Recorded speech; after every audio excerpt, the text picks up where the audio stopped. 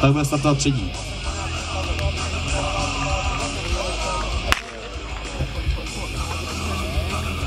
Na prvním úseku vidíme bratra Hasiče Alebu. V pořádku. Teď Martin, ten poletí pěkně.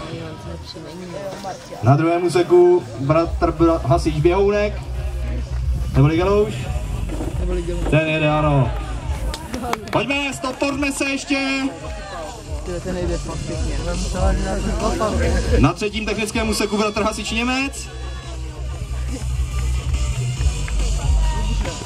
Pěkně jsou rychlí, jo. Tak jo, už jenom zapojit, ukázat, že máme zapojeno.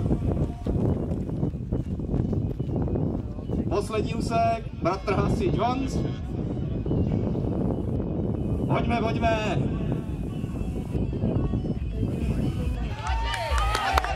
Pojď. Jo, to bylo asi.